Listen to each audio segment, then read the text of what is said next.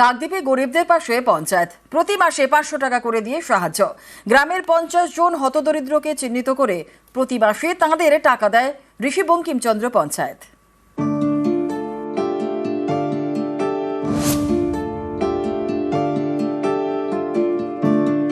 দক্ষিণ 24 পরগনার কাকদ্বীপ, এখানে ঋষি বঙ্কিমচন্দ্র পঞ্চায়েত।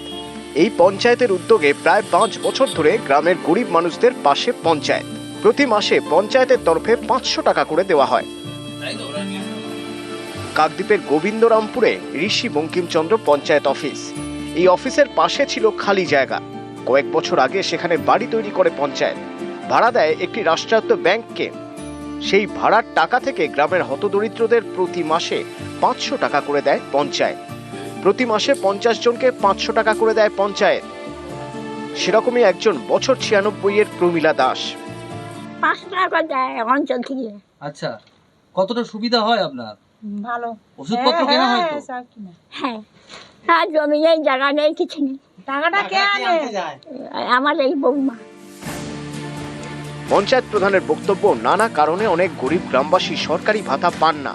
অনেকের আবার ভাতা পেতে দেরি হয়, তাই মাসে 500 টাকা দিয়ে তাদের পাশে দাঁড়ায় পঞ্চায়েত। বহু লোক অনেক অসহায় লোক পায়নি, কোনো কারণে তাদের ব্যাংক অ্যাকাউন্ট হয়নি বা ফিঙ্গারপ্রিন্ট মেলেনি বা সত্যি তারা এখন সরকারি সহযোগিতা পায়নি।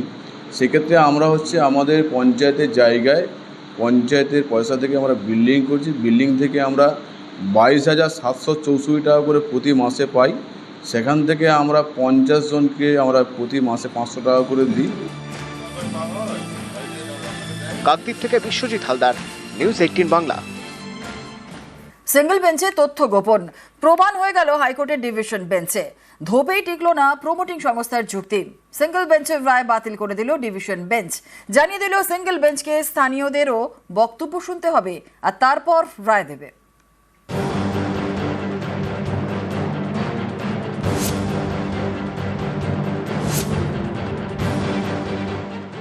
রাজারহাটে বিশাল জলাশয়, সেই জলাশয়ে ভরাট করে প্রমোটিং এর ছক। এর জল গড়ায় হাইকোর্টে। তথ্য গোপন করে সিঙ্গল বেঞ্চে মামলা করে প্রমোটিং সংস্থা। সিঙ্গল বেঞ্চ নির্দেশ দেয় জলাশয় ভরাটের জন্য সংশ্লিষ্ট সংস্থাকে নিরাপত্তা দেবে পুলিশ। এর বিরুদ্ধে ডিভিশন বেঞ্চে মামলা করেন স্থানীয়রা। সেই মামলা শুনানি শেষে সোমবার সিঙ্গল বেঞ্চের রায় বাতিল করে দিল বিচারপতি তপব্রত চক্রবর্তী এবং বিচারপতি ঋতব্রত কুমার মিত্রর ডিভিশন বেঞ্চ। এদিন ডিভিশন বেঞ্চ তার পর্যবেক্ষণে বলে, গ্রামবাসীদের যুক্তির গ্রহণযোগ্যতা রয়েছে। নতুন করে শুনানি হবে সিঙ্গল বেঞ্চে। গ্রামবাসীদের বক্তব্য না শুনে সিঙ্গল বেঞ্চ মামলার নিষ্পত্তি করতে পারবে না।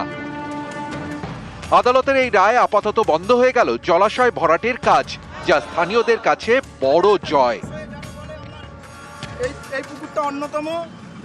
আজকে অর্ডার দিয়েছেন ডিভিশন বেঞ্চ যে এখন সমস্ত কাজ বন্ধ থাকবে এবং পুনরায় সিঙ্গেল বেঞ্চ এই ফাইলটা গিয়েছে, কেসটা গিয়েছে, সিঙ্গেল বেঞ্চ শুনবেন, আমাদেরকে পার্টি করবেন, নরোত্তম দত্ত দাদাকে পার্টি করবেন এবং যা অর্ডার পাস করার সেটা ডিভিশন বেঞ্চ করবেন। এই জয়টা বড় জয়, রাজারহাটবাসীর জয়।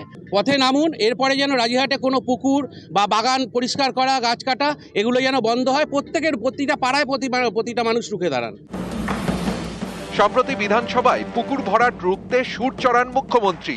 হুঁশিয়ারি দিয়ে বলেন, জোর করে পুকুর ভরাট করলে কড়া ব্যবস্থা নেব, নো কম্প্রোমাইজ। কড়া ব্যবস্থা নেবে পরিবেশ দপ্তর, স্ট্রং অ্যাকশন নেওয়া হবে। কোথাও পুকুর ভরাট, কোথাও জলাশয় ভরাট। রাজারহাটের বিষ্ণুপুর 1 নম্বর গ্রাম পঞ্চায়েতের রেক জোয়ানি, এখানে 5 বিঘার বিরাট জলাশয়।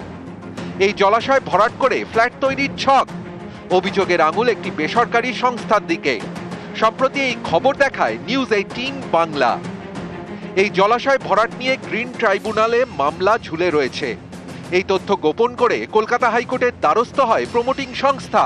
কনভার্সন সার্টিফিকেট অনুযায়ী জলাশয় ভরাট করতে পুলিশি সাহায্য চেয়ে আবেদন করে। সিঙ্গল বেঞ্চে তারা জানায় 5 বিঘা জলাশয় ভরাট করতে বাধা দিচ্ছে স্থানীয় দুষ্কৃতীরা।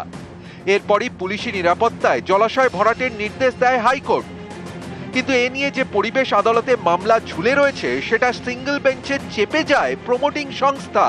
এই তথ্য গোপনের অভিযোগই ধরা পড়ে গেল ডিভিশন বেঞ্চে। সিঙ্গেল বেঞ্চের নির্দেশকে বাতিল করে দিল ডিভিশন বেঞ্চ।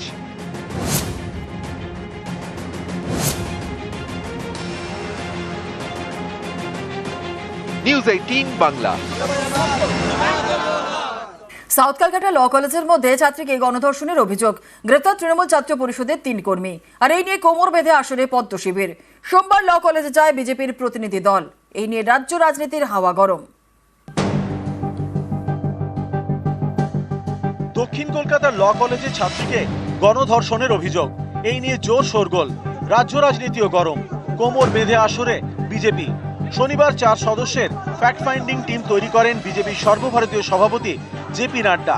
এই টিমে রয়েছেন প্রাক্তন কেন্দ্রীয় মন্ত্রী সত্যপাল সিং, প্রাক্তন কেন্দ্রীয় মন্ত্রী মীনাক্ষী লেখি, ত্রিপুরার প্রাক্তন মুখ্যমন্ত্রী বিপ্লব দেব এবং বিজেপি সাংসদ মনন কুমার মিশ্রা।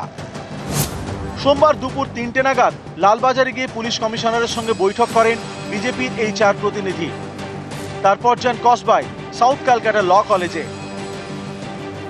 বিকেল 4টে নাগাদ সাউথ ক্যালকাটা ল কলেজে পৌঁছয় বিজেপির ফ্যাক্ট ফাইন্ডিং টিম। তাদের সঙ্গে ছিলেন সুকান্ত মজুমদার এবং অগ্নিমিত্রা পল। বিজেপির প্রতিনিধি দলকে প্রাথমিকভাবে বাধা দেওয়া হলেও পরে তাদের কলেজে ঢুকতে দেওয়া হয়। ল কলেজ ঘুরে দেখেন বিজেপির ফ্যাক্ট ফাইন্ডিং টিমের সদস্যরা, কথা বলেন ভাইস প্রিন্সিপালের सঙ্গে। चूंकि इन जितनी ये इस प्रकार की गंभीर घटनाएं हो रही हैं उसमें टीएमसी के कार्यकर्ता, टीएमसी के पदाधिकारी निश्चित तौर पर वो इन्वॉल्व होते हैं, वही अपराधी हैं। इसलिए उनको सरकारी तंत्र का और इन्वेस्टिगेटिंग एजेंसीज का लगातार उनको সাপোর্ট মিলতা রহা হ্যায়। একজন মহিলা প্রকাশ্যে অভিযোগ এনেছেন যে বছরের পর বছর তাকে বিভিন্ন প্রতিশ্রুতি দিয়ে ধর্ষণ করেছেন এবং গর্ভপাত করিয়েছিলেন, বাধ্য করেছিলেন। কার্তিক মহারাজ ফ্যাক্ট ফাইন্ড করতেছেন, সব জায়গায় ফ্যাক্টটা ফাইন্ড করুন না।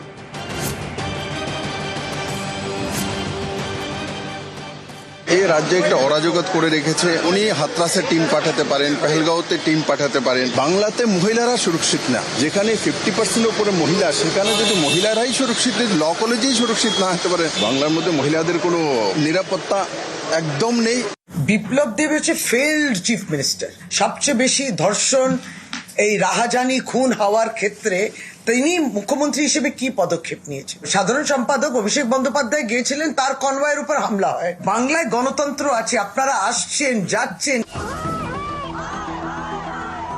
সোমবার কসবায় ল কলেজের সামনে বিক্ষোভ দেখায় বিজেপি সহ বিরোধীরা। এবিভিপির এদিন ছিল লালবাজার অভিযান। বউবাজার থেকে মিছিল শুরু হয়, সেখানেই তাদের আটকায় পুলিশ। এতে পরিস্থিতি গরম হয়ে ওঠে। নিউজ 18 বাংলা।